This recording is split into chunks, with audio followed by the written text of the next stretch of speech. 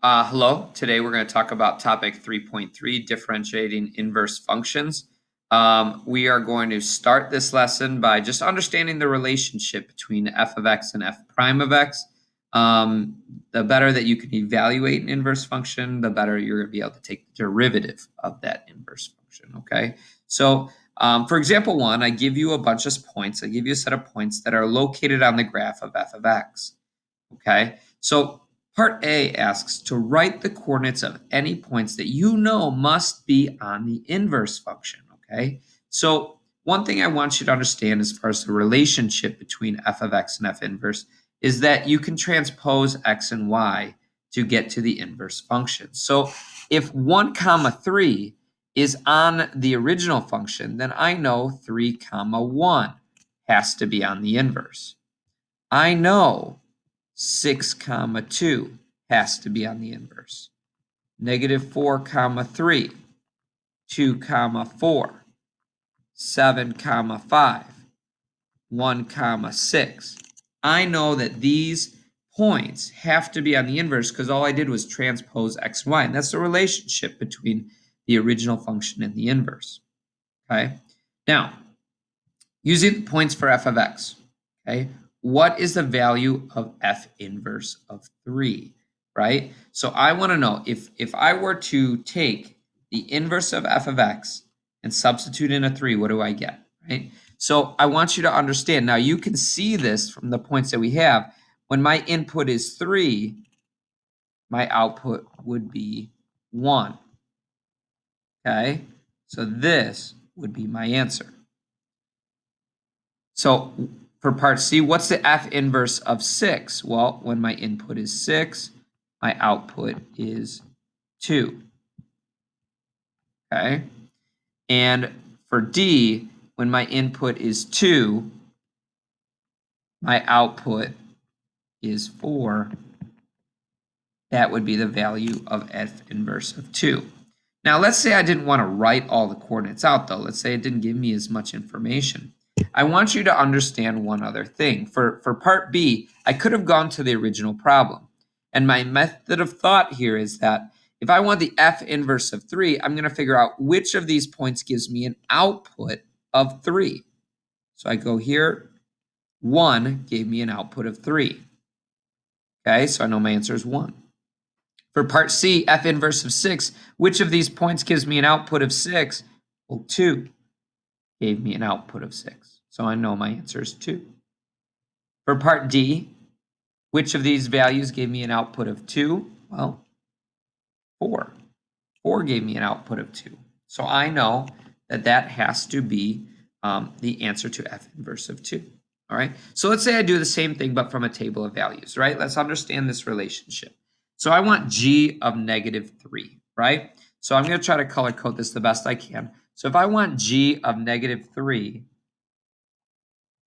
I just want the output at negative 3 of G of X. And that's going to give me a negative 4. Okay. Now, let's say I want for part B, G inverse of negative 3. Well, now I want to know which X value is going to give me the output of negative 3. And that is going to be the X value of negative 4. Now, it's very coincidental that those two are the same number for parts A and B. Typically, that does not happen. That's just the way the table fell. But again, I want you to see for part A, I looked, negative 3 was my input. And for part B, negative 3 was my output, okay? That's the big idea. So if we keep going, let's take a look at G of negative 5, right? So I just want to know what the output is for negative 5. We get a negative 1, all right? And then I want to know what G inverse of negative 5 is. So again, what X value is going to give me the output of negative 5? And that's negative 2. Okay, so when I evaluate an inverse function, I'm looking for what X value is going to give me that number for an output. Okay, so example 3, if I want F inverse of 9, I want to know what X value will give 9 as an output. Okay, so if I do this, I'm going to make this equal to 9. 3x minus 6. If you square both sides, I get 81 equals 3x minus 6. Add the 6, I get 87. Divide the 3. And if you do 87 divided by 3, I believe you get 29. Okay? And that would be F inverse of 9. Okay? Now, if I do the same thing, F inverse of 9, for this problem, I'm going to do all the same steps. Again, 9 is going to be my output of the original function. If 9 is the input for the inverse, that means it has to be the output for the original. So I'm going to subtract 1. Oh, let me get my pen working here. There we go. So I get 8 equals x cubed. And if you cube root both sides, I get x to be 2. So F inverse of 9 for my next problem would have been 2.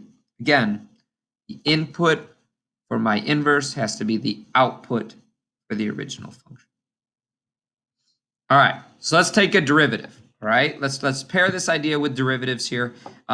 So everything that we just did on that first page is really prepping you to find this value on the inside of my parentheses. The derivative of an inverse, okay, is 1 over, and I have a little typo here, f prime of f inverse of x. So 1 over f prime of f inverse of x.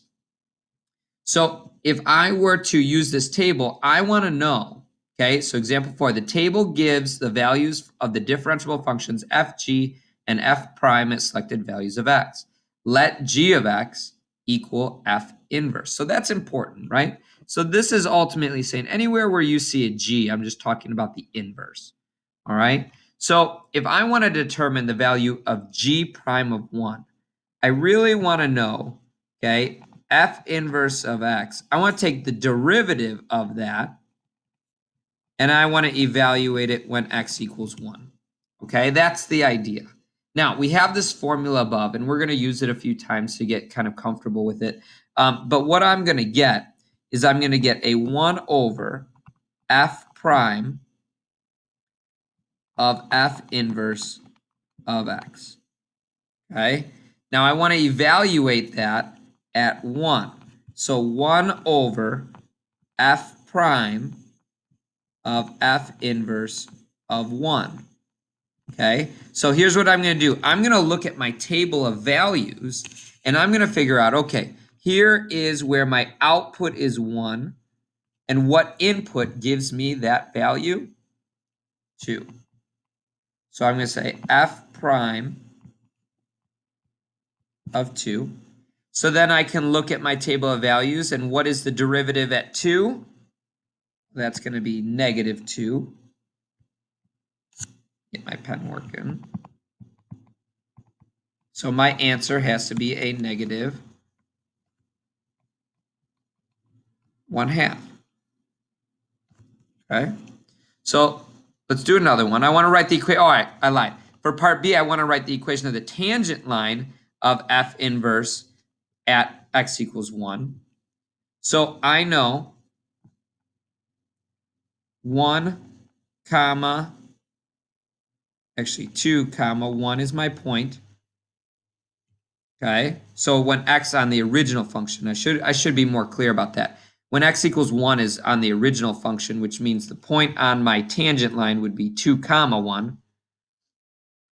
And then my slope is a negative 1/2.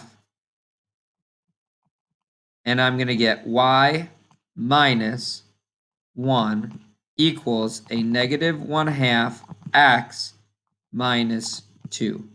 And I always solve that for y, negative 1/2 x minus 2 plus 1.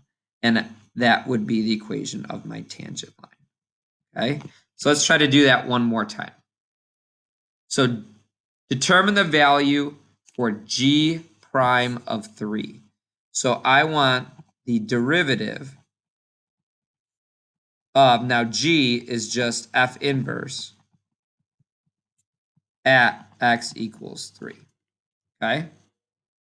So I'm going to have a 1 over f prime of f inverse of 3, according to my formula. So I need to look at my table. Let's erase some stuff that's already there. What x value gives me the input of 3, or I'm sorry, the output of 3? So I get a 1. So that's going to be 1 over f prime of 1. And what is f prime of 1? Well, negative 3. So my answer is a negative 1/3. So what's the equation of the tangent line when x equals 3? Well, the point on my inverse when x equals 3 is 1 comma 3. My slope is a negative 1/3. So I'm going to say y minus 3 equals a negative 1/3 x minus 1. And of course, let's get our y all by ourselves. And this would be the equation from my tangent line. Okay? Now, example 5. Same idea, I just don't give it to you in a table form. It says let g be a differentiable function such that g of 12 equals 4, g of 3 equals 6, g prime of 12 equals negative 5, g prime of 3 equals negative 2. The function h is differentiable and h of x equals g prime of x. What is the value of h prime of 6? Well, if h of x equals g inverse of x, I want to take the derivative. So h prime of x will be the derivative of g inverse of x. And we know how to take the derivative now. That's going to be a 1 over g prime of g inverse. And I want to know h prime of 6. So I'm going to say 1 over g prime of g inverse of 6. So what x value gives me the output of 6? So if you look at the info, I'm going to switch over to blue here. Okay, my x value is 3. So I want to know 1 over g prime of 3. And I have a 1 over negative 2 because g prime of 3 is negative 2, and that is the derivative of h at 6. Okay, I have another one. Practice makes perfect. Feel free to pause, do it on your own. Okay, so if I take a look at B, now g equals f inverse of x, and ultimately I want g prime of 2. So if g of x equals f inverse, so then g prime would be the derivative of that inverse. And we know how to take the derivative of that inverse, 1 over f prime of f inverse of x. Now, I want to find out what g prime of 2 is. So I'm going to say 1 over f prime of f inverse of 2. So now I need to figure out what f inverse of 2 is. So which x value is going to give me the output of 2? And actually, I think there's a small typo here because I think this is supposed to be g prime of negative 2. Sorry about that, guys. Okay, g prime of negative 2. So my question is what x value is going to give me the output of negative 2? In this case, it's 3. So I'm going to say 1 over f prime of 3, which equals, and what is the derivative at 3? According to the information they gave me, 5, right? F prime of 3 is 5. All right? So that would be my answer. All right. So now let's take a look. I got a bigger table with more values. So let's do this one by one. So again, some are derivatives and some are not. You have to be very careful with this. I give you a very large table here. I want to know g inverse of 4. There's no derivative there. So I just want to know what x value is going to give me the output of 4 for G. And that's going to be 1. For part B, F inverse of 5. So what X value gives me the output of 5 for F? Well, hey, that also coincidentally happens to be 1. Okay. All right, for part C, G inverse of 3. I want to take the derivative of G inverse. So I'm going to do a 1 over G prime of G inverse of, and we want this at 3. Excuse my messy handwriting there. So 1 over G prime of G inverse of 3. Well, we need to figure out what G inverse of 3 is. So let's erase all these goofy arrows I have. Okay, so what X value gives me an output of 3? So 2. So I'm going to say 1 over G prime of 2. And G prime of 2 is 3. So I have 1 over 3 as my answer. Okay? So the derivative of F prime of 1, F inverse of 1, I'm sorry, the derivative of F inverse of 1 is going to be 1 over F prime of F inverse of 1, which would be 1 over F prime of, now F inverse of 1, so what value gives me the output of 1 for F? So I'm going to go to F. Well, here's my 1.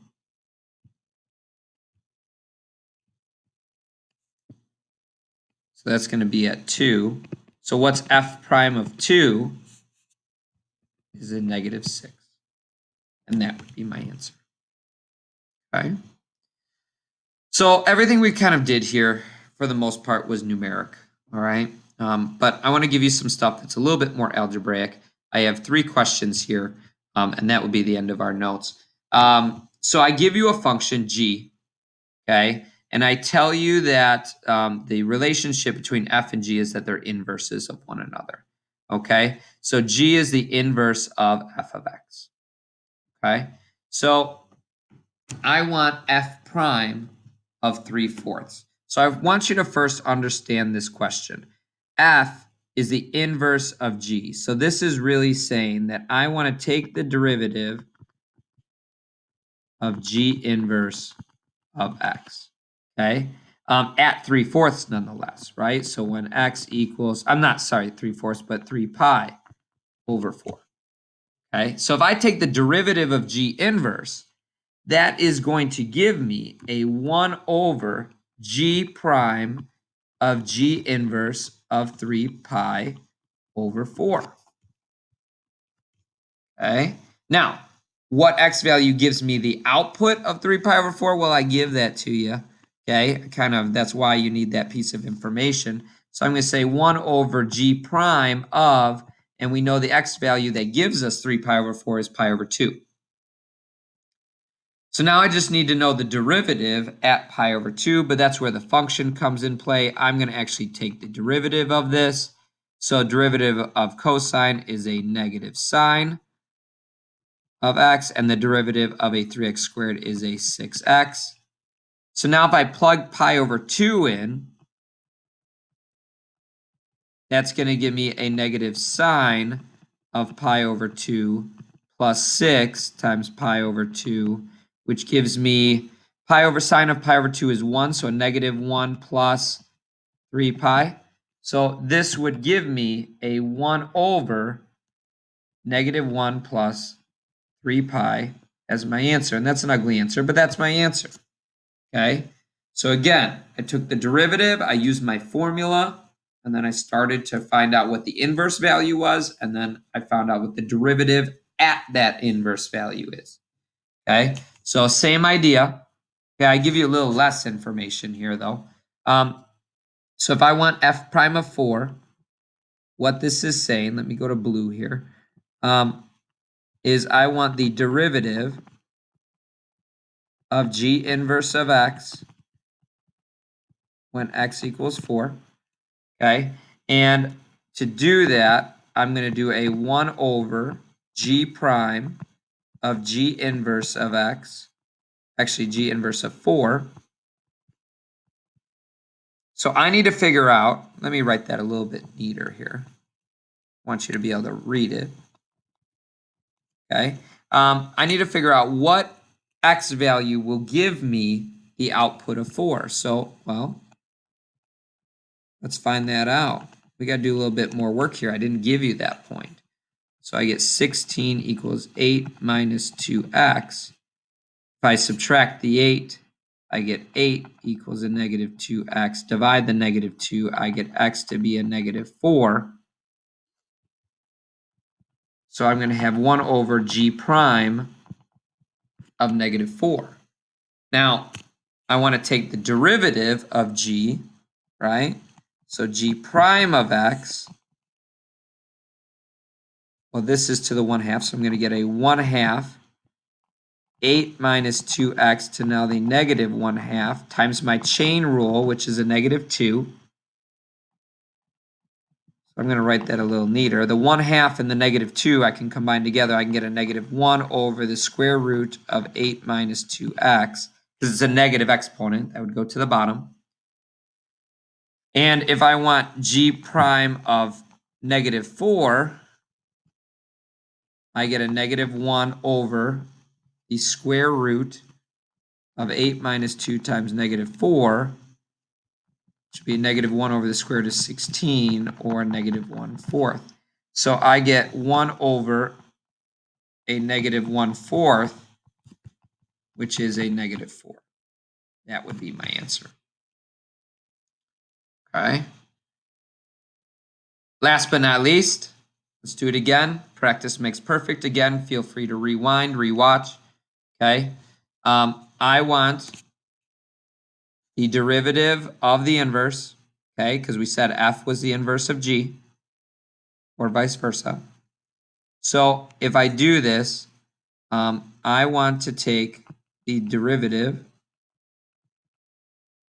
of g inverse of x, which is going to give me, actually at x equals 1/2, which will give me a 1 over g prime of, not x, but I'm going to put my 1/2 in there,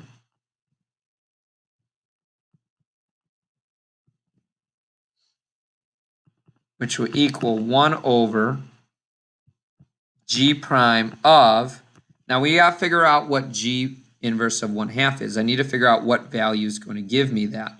So if I do this, I'm going to do it in purple here.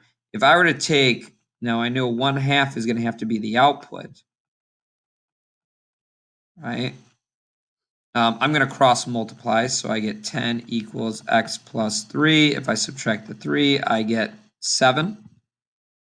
Okay. Just double checking that. So if I plug 7 in, yeah, that should work. So I know that x is 7. So now I want to know g prime of 7. So I need to know what the derivative is. So if g of x equals a 5 over x plus 3, we can do a quotient rule where I have a low times the derivative of the top, derivative of 5 is 0, minus the top, derivative of the bottom is a 1, all over the bottom squared. So the nice thing is, if I multiply by 0, that first term goes away, so I get a negative 5 over x plus 3 squared, which means g prime of 7 would be a negative 5 over 7 plus 3 squared, or a negative 5 over 100. So I'm going to have a 1 over a negative 5 over, well, negative 5 over 100 is just negative 1 over 20, guys. So negative 1 over 20. So if I do 1 divided by that, it's just going to be the reciprocal. I get a negative 20 for my answer. Okay. So I know this is a little confusing. You might have to watch this video a couple times. Please email me. Let me know if you have any questions. I will attach a practice so that way you can do that. Look for that on Google Classroom.